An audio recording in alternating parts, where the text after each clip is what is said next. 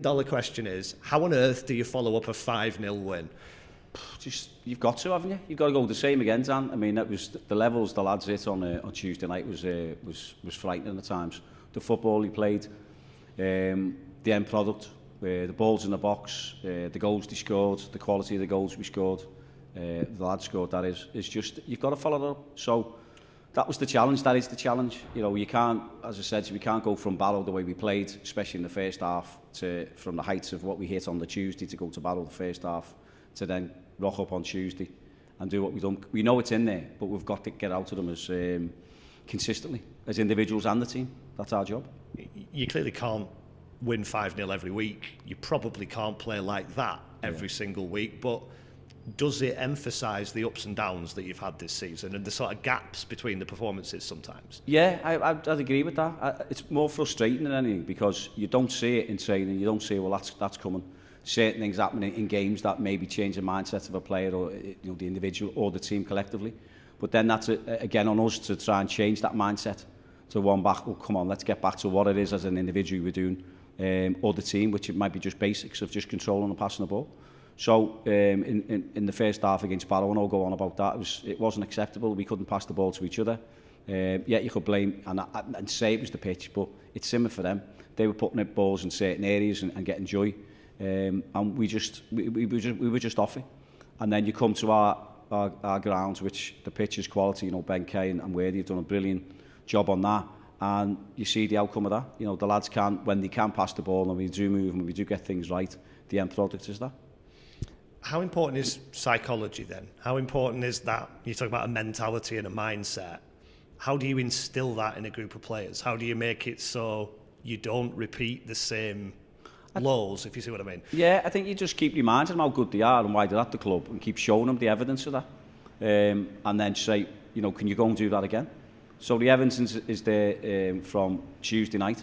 We've reflected on that, we've looked at that, we've shown little bits what we can still get better at, and then we've showed them the end product in terms of the individual skill from players, team play in terms of passing with each other, and then again the quality coming in the box, and then the quality finish. And then, as I said, the individual stuff of Joe just doing what he does. I mean, it was a great move anyway, but Joe O'Brien finishing that one, his second goal. So you have to keep reminding them of that and just keep telling them and reinforcing these messages to hopefully changes their mindset. And if it does, and they show evidence of that again on the Saturday where you go and perform well or you score goals like you should do, then it's ongoing, the way it keeps going. You mentioned the pitch and obviously how it's conducive to the way you want to play. Having won back-to-back games here, what does that do for confidence? Because you hadn't lost loads of home games, but you'd also drawn a lot before this little run you've been on. Well, it says a lot because it was the quality of the opposition that we were playing against. I know if I go back, it's probably Wimbledon who were pushing for automatic. We drew with them. Walsall, who were top of the league, we drew with them. So, you know, poor fail if you want to go further back. So it's the quality of the opposition that we played against, but the pitch does help. We'd have loved to have won them games. Maybe you can argue that we should have got 1 or 2 more points out of them games, but we didn't. That's the reality of it all. But we've just got to keep, you know, pushing ourselves in terms of, you know, making sure that we're still a force here. When teams come here, they feel the full wrath of us. And having got back-to-back wins, back-to-back clean sheets, do you feel like you are restoring a bit of that? Yeah, I think so, because it has been tough, because, you know, early on we were playing a certain way and we were getting loads of possession and loads of entries into the box, and our XG was this and that and stuff, but we didn't get the result, whether we lost by the odd goal, as you just touched on, or we drew. So that was more frustrating. Sometimes we went back to front quick, so playing their half and then pick balls up, and we got a bit of joy. But, you know, we've always been a club that can do mixture of both. And hopefully that comes back here, and, you know, said it'll be a tough place to come and play. I bet you'd quite like a win on a Saturday, though, wouldn't you? It's bizarre that your success has been coming on Tuesday nights at the minute. Yeah, 3 Tuesdays, as we touched on. So yeah, whether it's Saturday, Tuesday, whenever it is, I definitely want to win Saturday. You know, it's just another game for us to go and attack and get more points and get us away from that bottom end of the table. Yeah, I know you talked about this on Tuesday after the victory, that you kind of don't overthink the bottom end of the league table. Does it give more freedom to players, though, to have a bigger cushion, to not be looking over your shoulder and maybe be thinking about up a bit more? Well, that might be a mindset again, Dan. So I don't know the individual in terms of what they're thinking. You can only try and affect them, the squad, verbally what you say, and then show them stuff what you say on your presentations and stuff. But for me, hopefully, we don't look too far. We want to get away from it. There's still a lot of points to play for.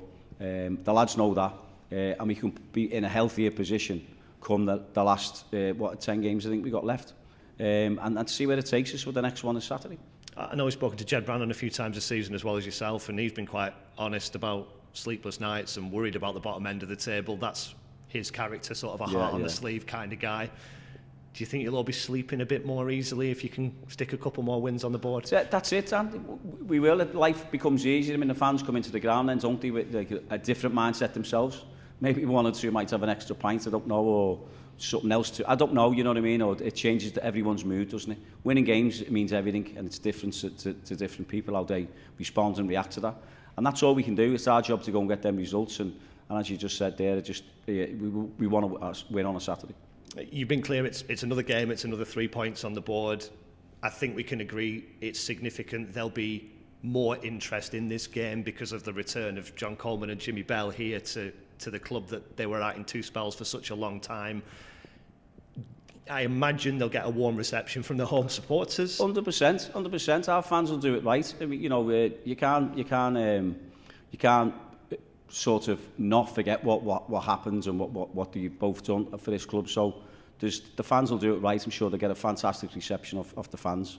And as I said, for us though, personally, it's one of them where we've got to go and win this game on Saturday. It's another 3 points, and we want to get away from the bottom end of the table. And I guess if it's one thing that we know, it's that everybody involved are competitive football people.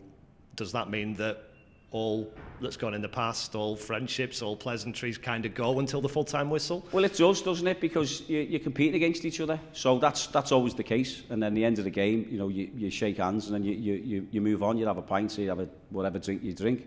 And that's it. And that's with everyone. So come Saturday, come 3 o'clock, that's what you're doing. You're competing.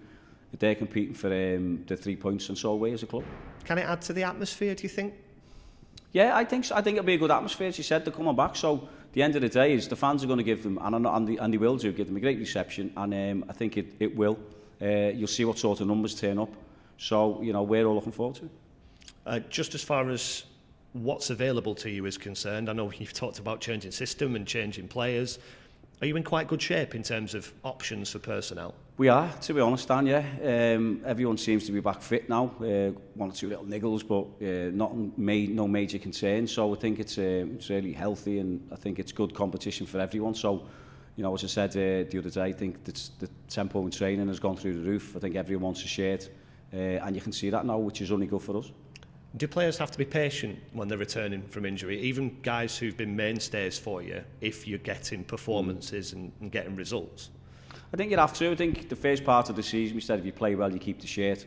I think the second part of the season is basically rotating because of the Saturday, Tuesday games are really, coming thick and fast. So I think we have to look at that. I think it's been difficult to select the bench now, as I said, because of the quality that they're showing on the training ground, some of them. But they've got to be patient. Everyone's going to get a chance. They've signed here for a reason. As I said, they're all good players, and they've just got to be, just got to wait, and the chance will come.